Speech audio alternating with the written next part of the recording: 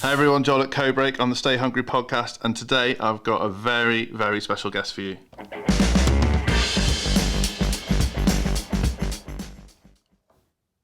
Welcoming Chris Thomas from Yonder Agency. Hi, Chris.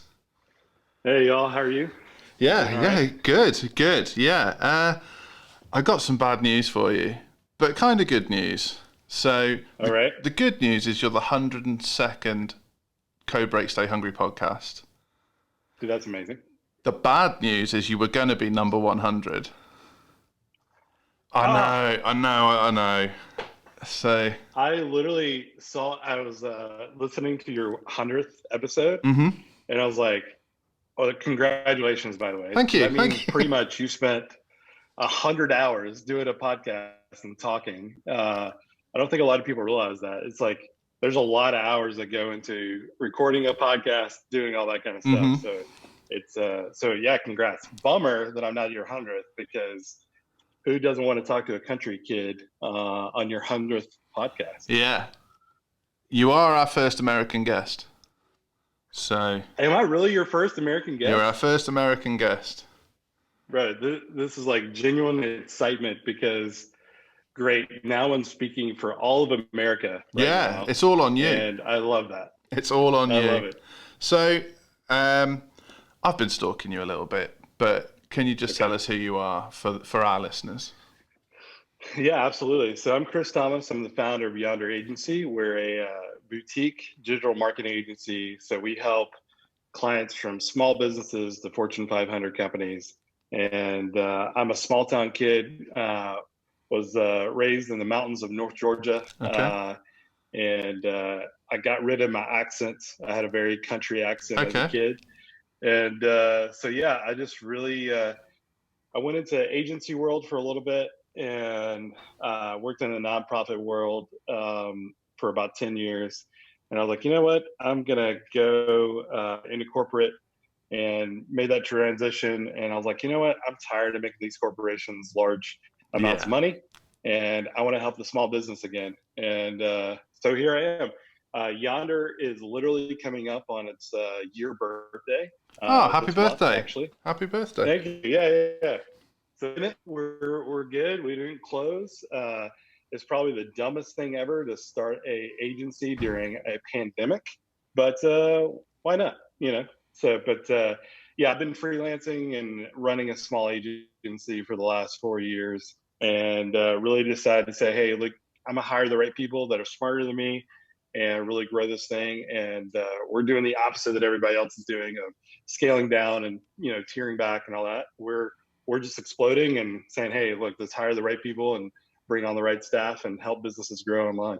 Yeah, that's awesome. So this has caught me really off guard, because one of your people reached out to us to get you on the podcast, and obviously start checking you out a little bit. I'm like a country kid from the UK. This is what a UK country accent sounds like. So I'm from a small village in the South Shropshire Hills near Wales. I went and worked for big agencies. I went and worked for big brands. Got sick of it. Started my own agency, and here I am today.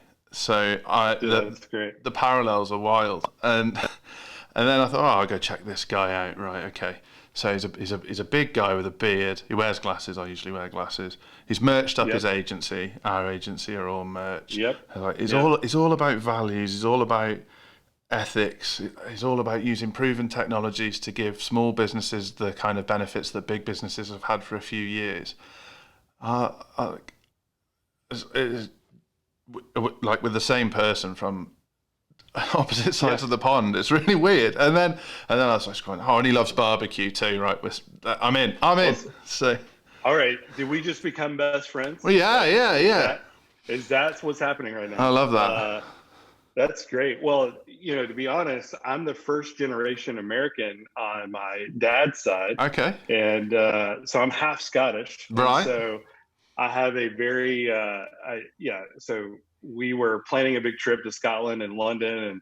So yeah, it's kind of funny. Like, a lot of people I love the fact of like talking to folks in the UK. I have a lot of friends over in the UK, So I don't know. We could be cousins, man. I don't know. That could Yeah, be maybe. the case. Maybe we'll go for tea with the Queen one day. That's That's all right. who Let's do knows. it. So, I love it. having stalked you, you describe yourself as a design and user experience specialist.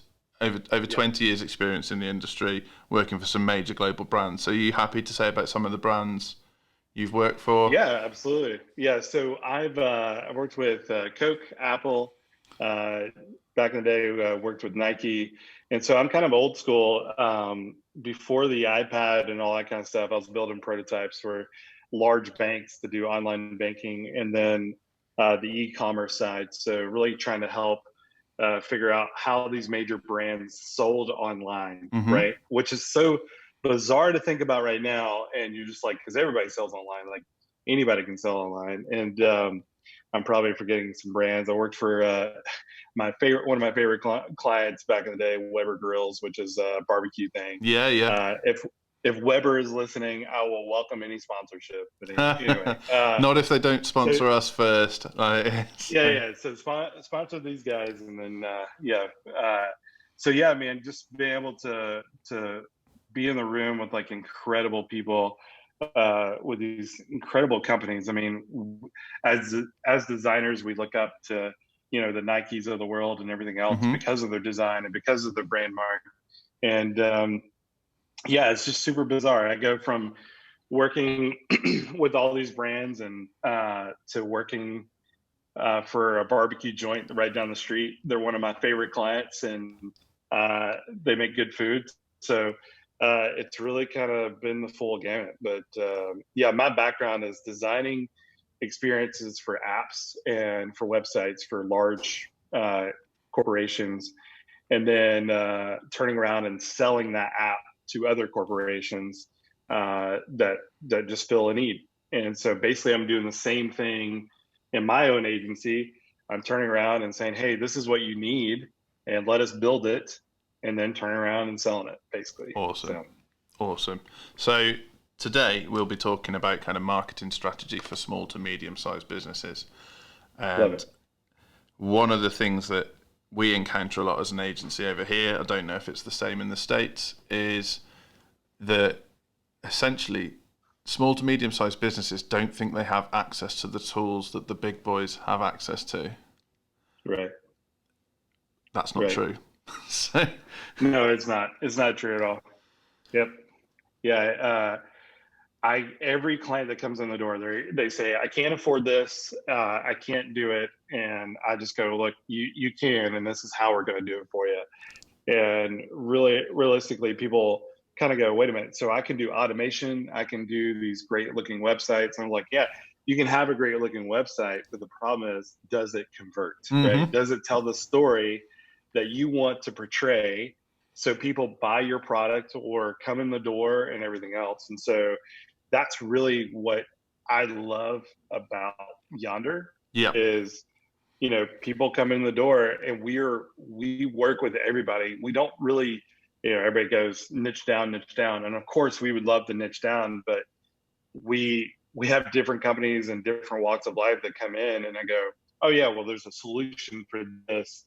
Let me show you how to do it." And yeah, if you're in the small to medium sized business right now today, you could build a website, have an email automation, a CRM tool to track how everybody's going through your pipeline and sales and everything else, and literally have a 24/7 salesman at your fingertips. And it just takes education. Yeah. Our biggest thing at Yonder is we give guidance, insight, and people trust us. That's our three biggest things when people walk through the door. And if you're not guiding your customer and not educating them, they're not going to work with you. I don't have a walled garden of information. Like you can go to my website and download stuff for free or look at all the stuff that we suggest because we had to learn it at some point. Sure. And I'm not going to pretend that I came up with this stuff and might as well give it away. Yeah. We take that exact attitude to, our blog, our giveaways, our vlog, our podcast, and essentially the difference between us and the other people that have access to the information is we do it. The only difference is that we deploy it. Yep. And we can, I guess, choose which bits of the information we need. Love it. Yeah, so you've caught me out there a little, because we don't niche on clients either. We did start by niching on clients because we thought maybe we could help customer-facing businesses more than we could anybody else. So, restaurants, hospitality, mostly because they appear on the surface more fun. Yep. And then it panned out that actually the only thing we can niche by now is kind of business owner. So as long as they're receptive to learn, receptive to building a relationship, then they qualify to work with us, essentially. And there are some people that don't, some people that want to tell us how to do our job, and that's fine. There'll be an agency for them, but it's not us. So, I read through your websites, read all these things, and I was like, okay, there's an agency in America, and their website's the same as ours. What's going on? So we took everything that you guys do, and we just Americanized it, and made it better. It's been wildly successful. So, thank you for giving away your. Yeah, no, I mean, I checked you guys out too, and me and my partner, we were. It's funny, you guys. You have Andy and I have a Jim. Yeah. So it's pretty funny. But we're looking at your stuff and we're like, this is so weird. Like, we should figure out some way that we can collaborate because we have the same mindset, but which is refreshing because most agencies don't have the same mindset that we have. Yeah. Right. Because a lot of agencies are like, well, I'm not gonna share how I set up an email automation because another agency is going to steal it. Well, the problem is that the reason why that agency is stealing it is because they don't know how to do it. And they're going to pretend they're going to do it. And I tell customers this all the time. If they go, well, we're going to go with the cheaper solution. And I don't say it in an arrogant way. I go, great, go with the cheaper solution. That's totally fine. We'll see you in 3 months. And they just go, well, wait a minute. Like, what do you mean see you in 3 months? Because we know that they're not educating you as much as we're going to educate you before you even sign the first check. Yeah. And a lot of times those customers kind of back off and go, am I about to waste money? And a perfect example, I had this happen with a really large company or large client, large company. And they were like, oh, we're just going to go with this cheaper solution. And I was like, okay, cool. And I kind of was like, I'll see you around. I'll see you probably about 90 days. I said, because they're not going to be able to deliver all that within 90 days. And they're like, oh, no, we can. I was like, okay, cool. Day 88, I get an email. And it says, hey, can we chat? And so I purposely waited until day 90 to respond. And I called him. I was like, so you ready to come over to Yonder? And he's like, yeah, is there any way you can lower your price though? I'm like, yeah, I can't, man. Like, because price is value. Yeah, exactly.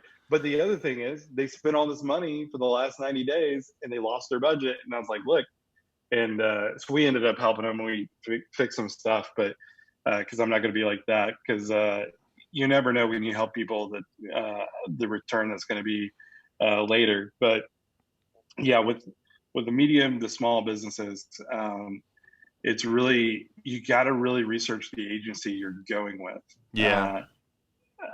You and I both know if there's nothing wrong with living in your parents' basement, but please don't tell people that you're an agency of 20 and it's really just you, right? Yeah, sure. Yeah.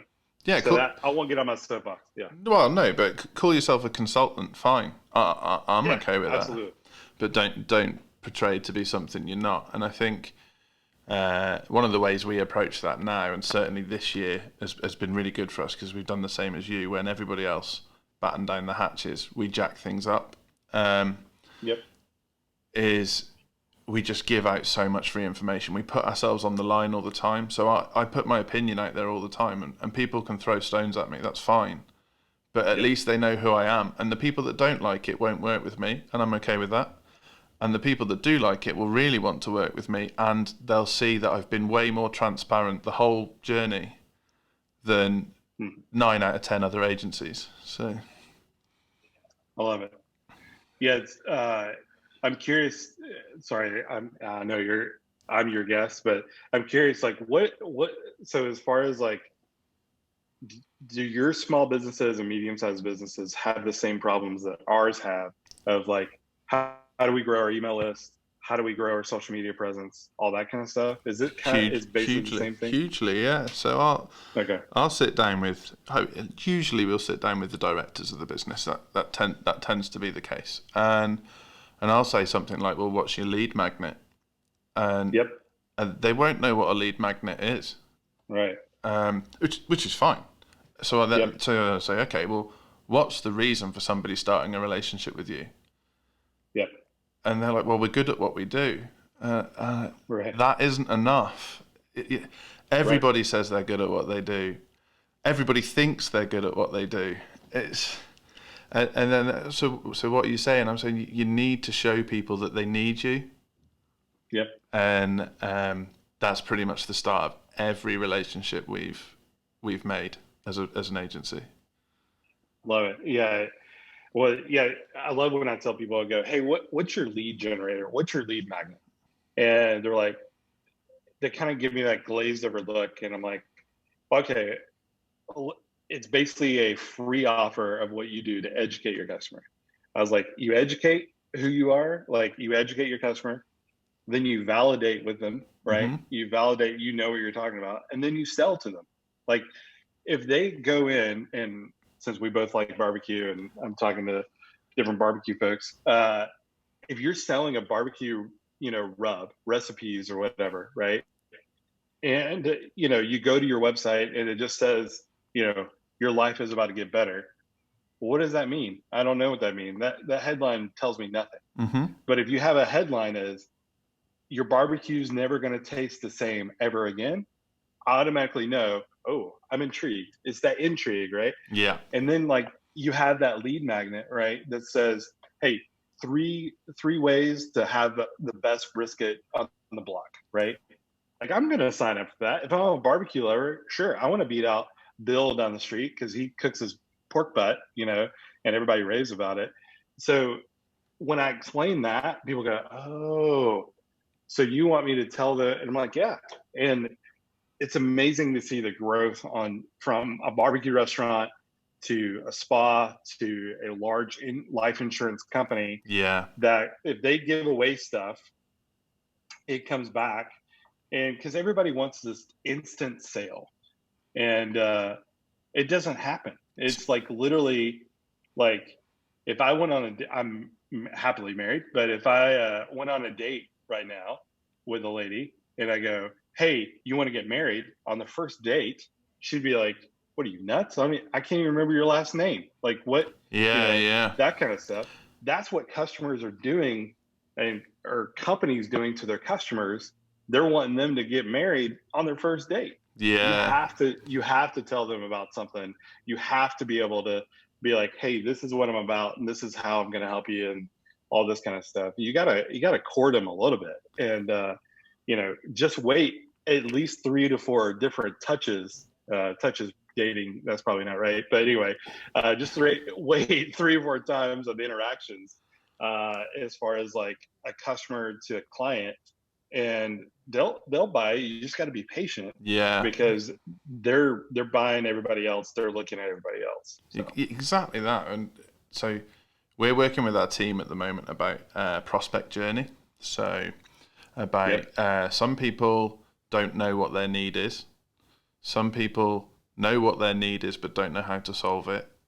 Some people know what their need is and know how to solve it but don't know who can solve it.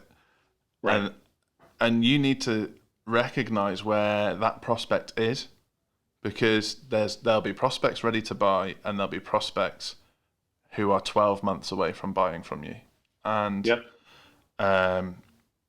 Whether that's a marketing agency, whether that's an accountant, whatever it might be. And it takes the frustration away from the business owner. The business owner suddenly realizes, oh, okay, not everybody's ready to buy yet. I understand now.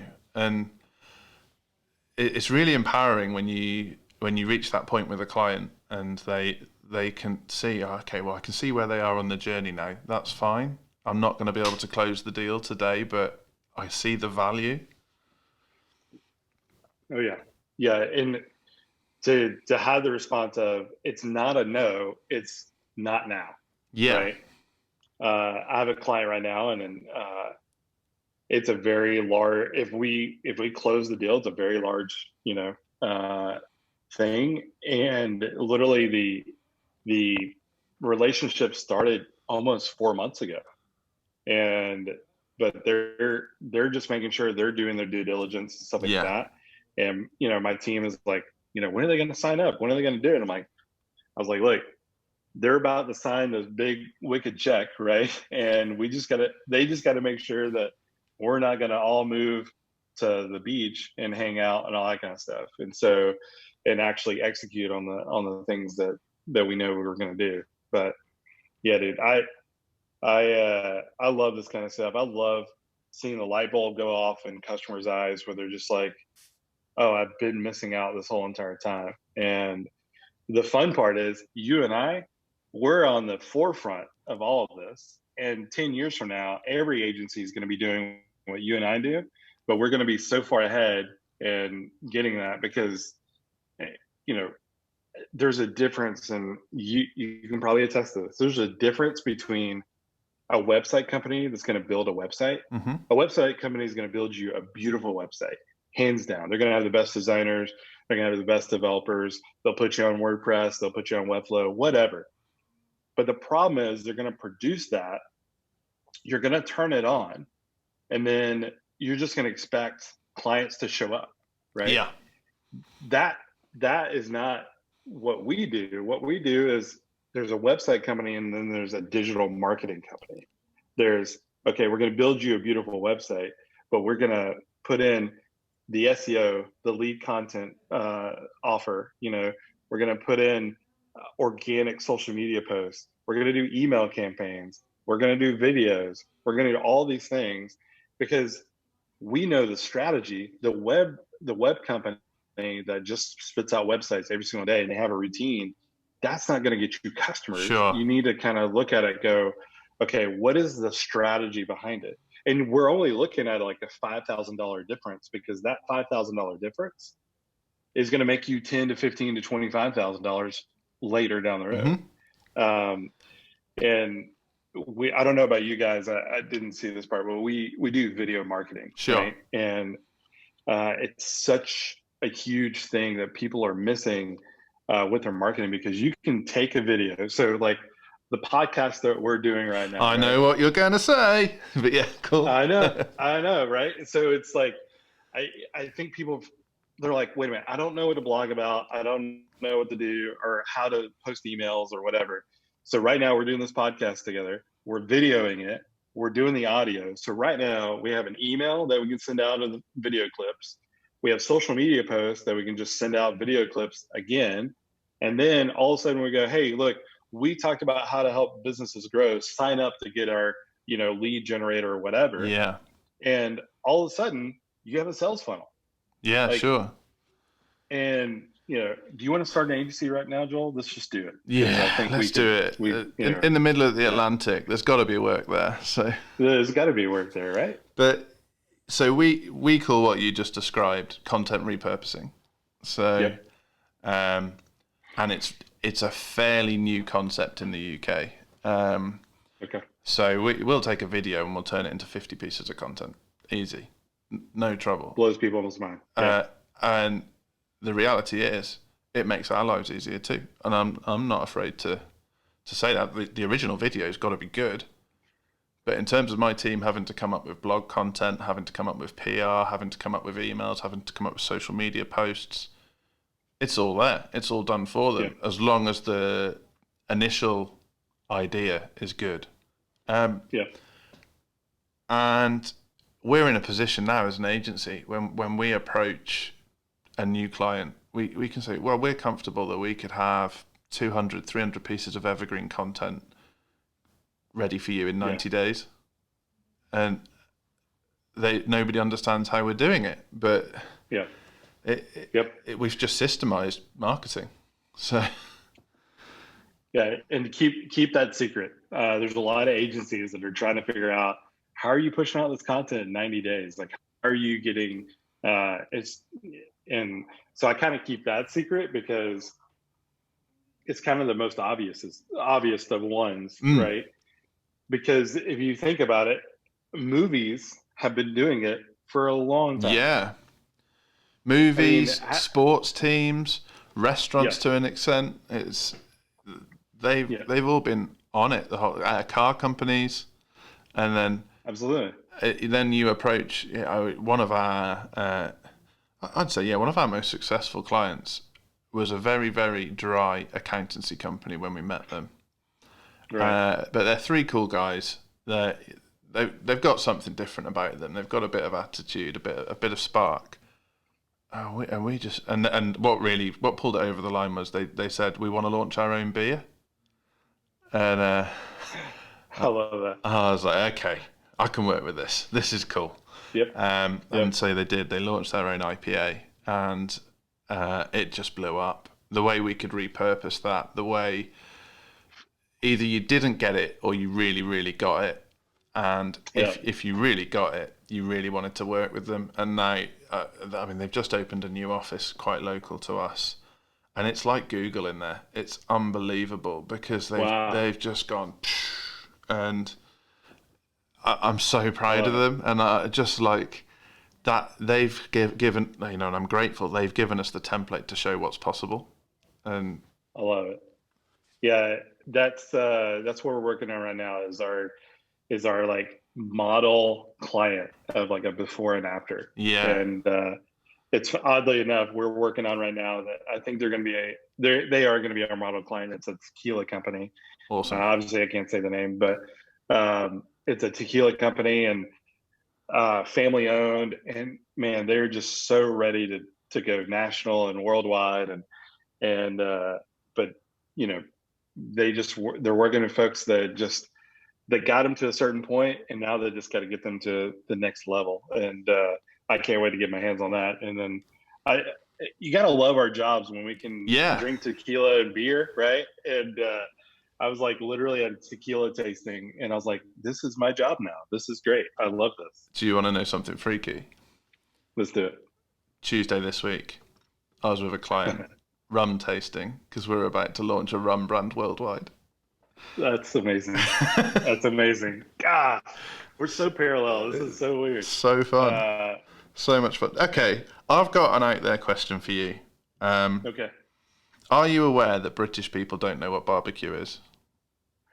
I am aware of this. And so I have a friend of mine in London, and I don't think we've had this conversation yet because he just doesn't understand my obsessed mind about barbecue. Okay. So it's pretty funny, but yes, I am aware, and because some folks think I'm talking about Korean barbecue.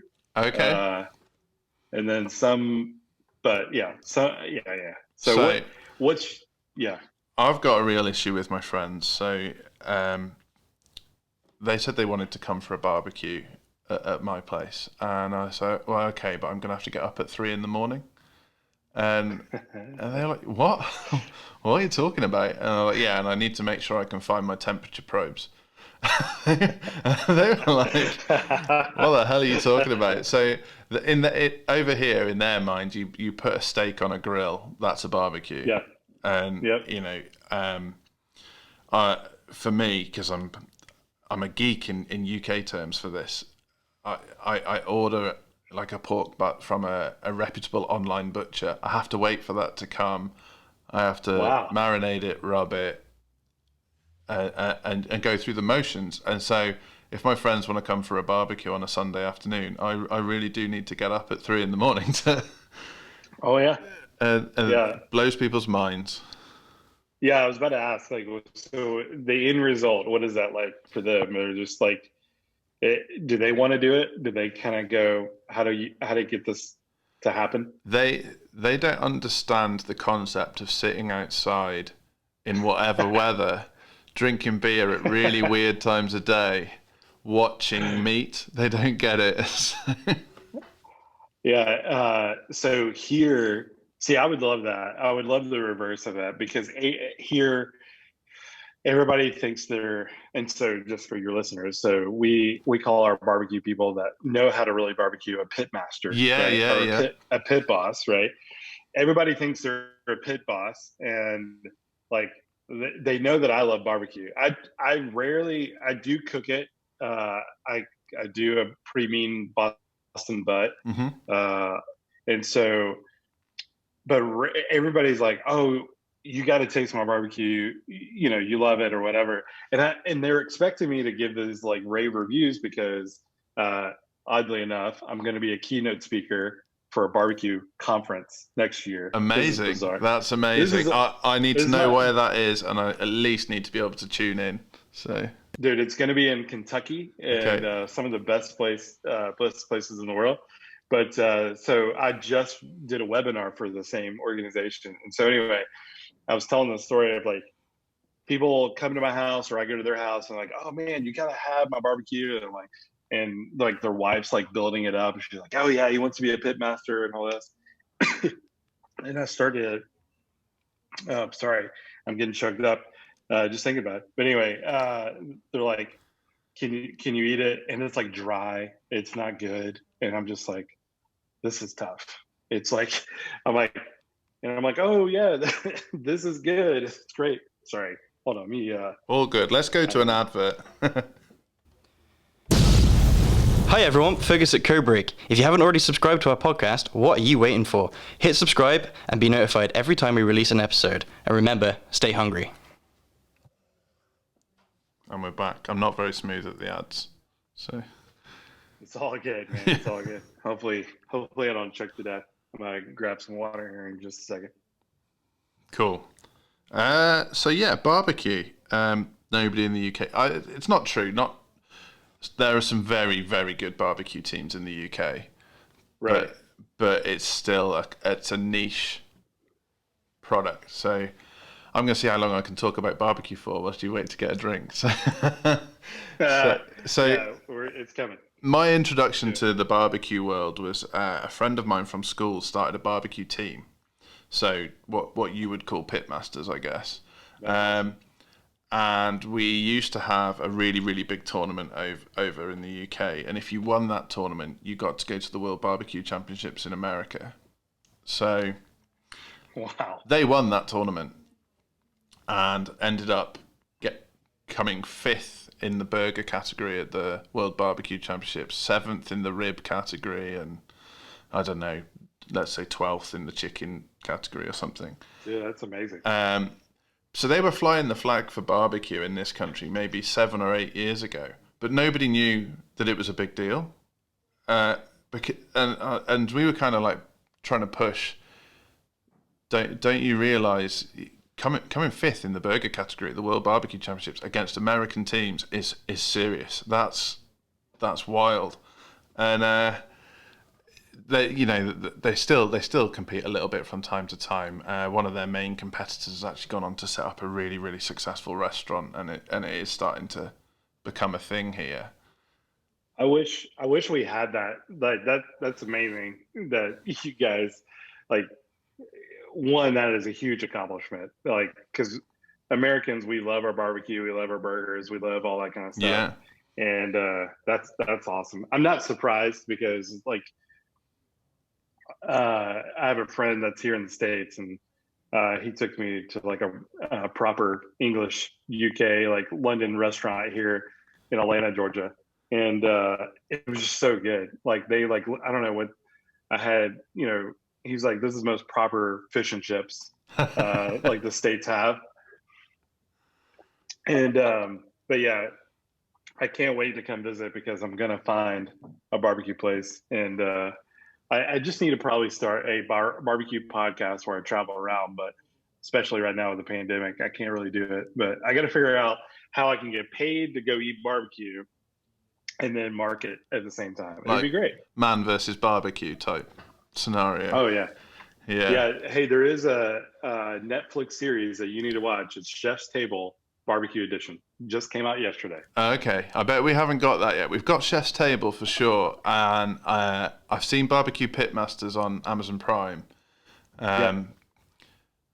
But I guess Barbecue Pitmasters on Amazon Prime follows kind of the state fairs. So it's you don't necessarily get a real representation of barbecue. The luxury of places to go in the States is state fairs. It's not. Those are, we call them here in the States, redneck folks. Yeah. I don't know if y'all have that term. Most people don't have their teeth. I'm probably generalizing this. This is brutal. I mean, it's a good job this is going out in the UK. This is. I know, right? Well, yeah. I can only say it because, like, I grew up in the mountains. So, but anyway, some state fairs are great. Here in Georgia, not so much. But anyway, So anyway, I'll stop there, just in case this does go viral and in the States, and I have to move to the UK because I'm banished. But when it goes viral, so that's true. So I guess talk to me about your kind of favorite moments with clients. So we've already covered most agencies tend to treat marketing like it's kind of magic, like it's some sort of dark art. Right. There's some kind of hidden secret. That doesn't sound like your approach. So what's happened in the last year that's been awesome? Gosh. So oddly enough, it's a small roofing company, right? Yeah. But this roofing company was brand new. It was a friend of mine, and they went from no website, no presence, nothing. And so we turned everything on. Within 14 days, I believe, around 24,000 people came to the site. 1,000 clicks, like people came, so 1,000 leads, and I believe they converted like 30 or 40 of those 1,000. And it got so crazy, they were just like, we just got to turn it off. And still, from the residual of the marketing and everything else, they get like 5 leads a week or 7 leads a week. It's crazy. And so I used that one just because they went from 0 to like 100 miles an hour pretty quickly. And then probably another client was basically, they didn't know how to, like, they had a product, their evaluation was pretty low, and I kind of came in and redesigned their whole experience as far as like from the front door to the product, that kind of thing. And within like 60 days, their evaluation went up. They had investors like pop in. They're like, here's $60 million. And I was like, what the heck? And I almost was like, I should have done a rev share or something. Where's my slice? Anyway, yeah. But yeah, it's just like seeing stuff like that of going, obviously they wouldn't have done it on their own. We got them to that point, and we still work with them. We still help them out. And they had to hire like internal staff because they were just growing so quickly. But those are the kind of things that I love, is just seeing like the before and after, like the true before and after. Yeah. Because you and I both know, like, we're the only people that use data to show this is what it was before and this is what it was after. And when you see a client just go, oh, well, that's actual results. That's actual real things. And it's just a game changer. Yeah. And I think being bold enough to use the data like that, to just say, well, I'll put my reputation on the line and I'll show you how much more traffic you get. I'll show you how many more inquiries you get. I'll show you how many more conversions you get. And I think I really enjoy when a client reaches that point where they want to get their own marketing staff.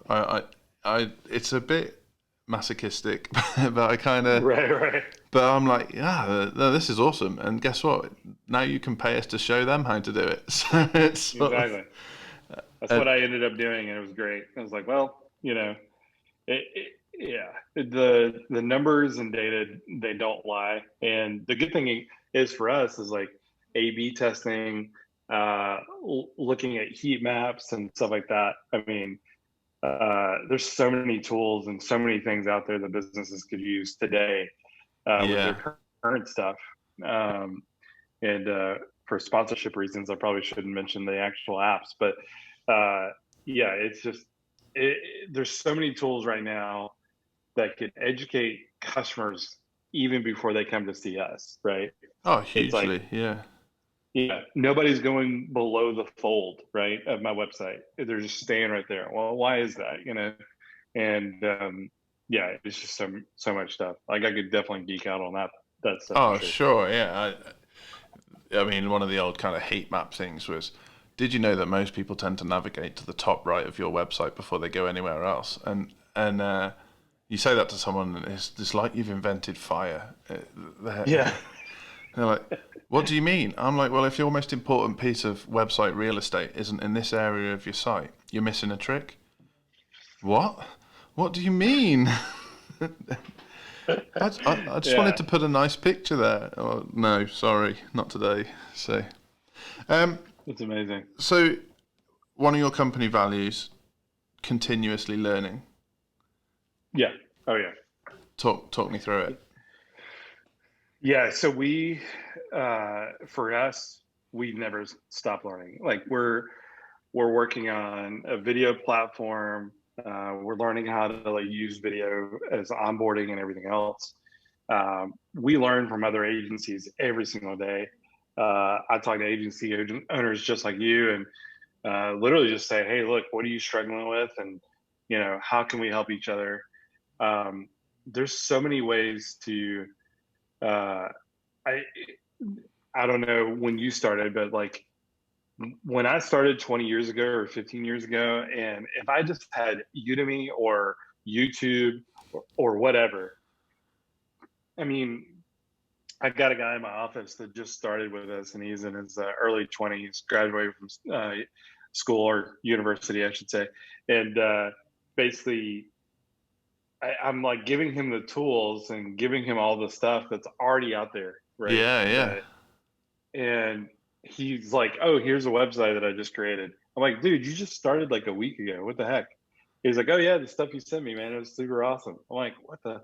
And so for us, there's so many books that we read too, and we're starting to read books together as a staff. The ones in this will, and I'll go ahead and name them off. Power of Moments. Yeah. Which is really great. So a little summary about that is like the experience that an onboarding of a new employee to an onboarding of a new customer, what does that power of moments look like? You know, what's that one moment that your customer or your employee is going to remember that was different about you? And, you know, it's small stuff like we're working on a thing of like when we hire somebody, we want to find out like what their favorite candy bar is, their movie, and drink, right? And just randomly one day just show up with all that stuff and be like, "Here you go." They don't know at the time.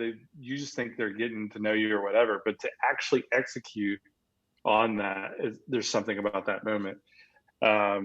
Obviously, Simon Sinek, The Reason Why, or probably just messed up that title, but anyway, Simon Sinek on Why, Made to Stick by Chip and Dan Heath. That's like kind of an older book, but man, it's so good. And then one of my favorite books, and my staff is going to be required to read is Creating, or gosh, I just blanked and it was right there. Creating Magic. Yeah. And it's Lee, the author's Lee Cockrell, and he basically tells the story of how he went from hotels to managing Disney World, and Disney World Paris and Disney World in Orlando, about how they operate, how they do things. And I think if your listeners, which are probably agency owners or customers or whatever, sure,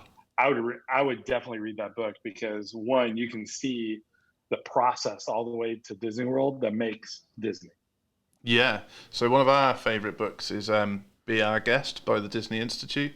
So it's the kind of their guide to doing it the Disney way, and how no customer should leave Disney without having had a great time.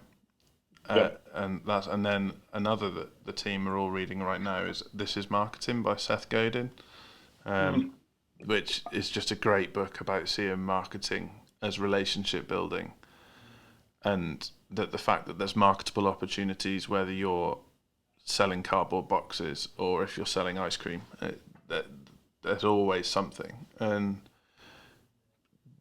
readers make leaders. Oh yeah, Seth Godin is the godfather of marketing. That is for sure.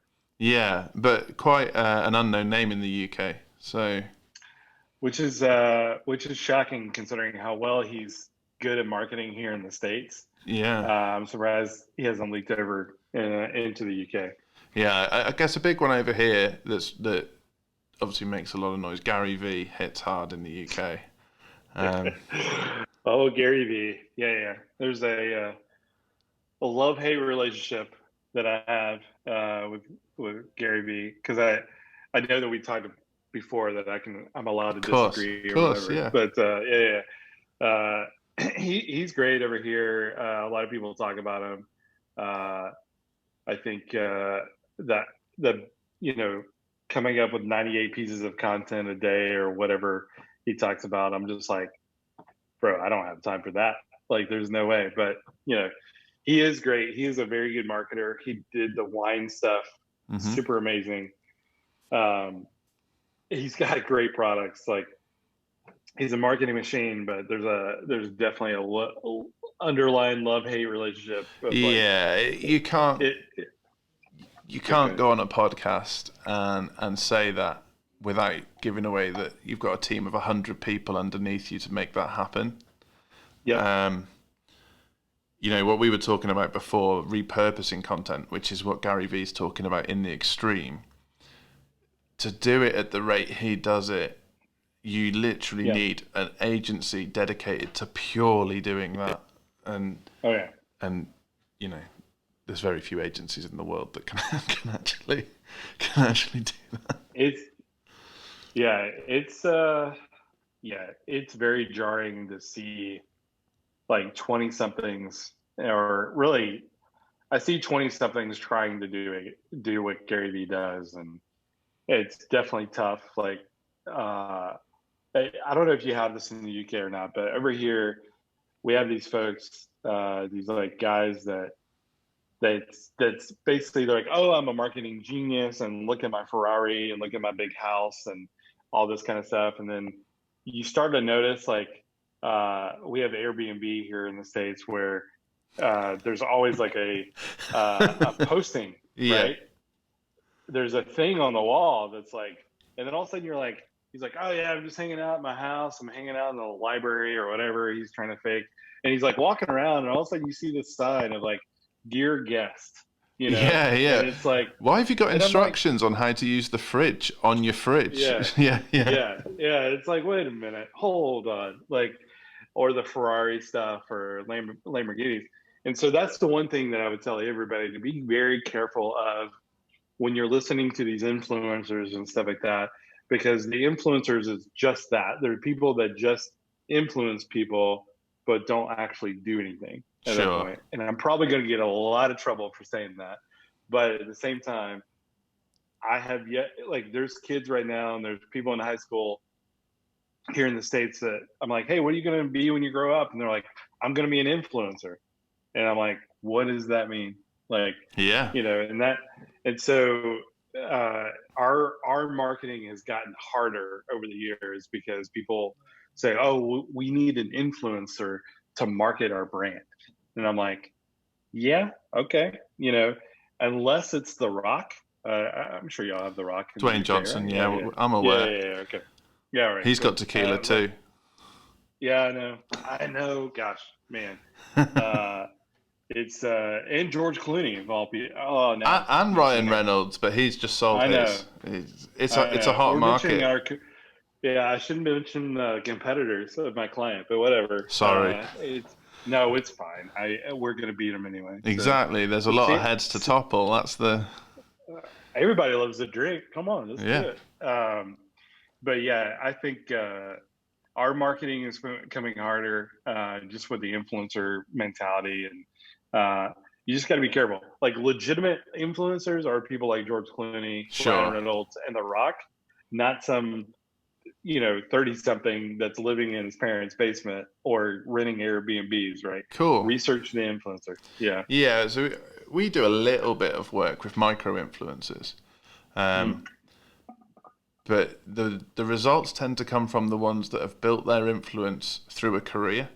So, to give an example, we work with somebody, they manufacture outdoor knives, so kind of like camping knives, that kind of thing.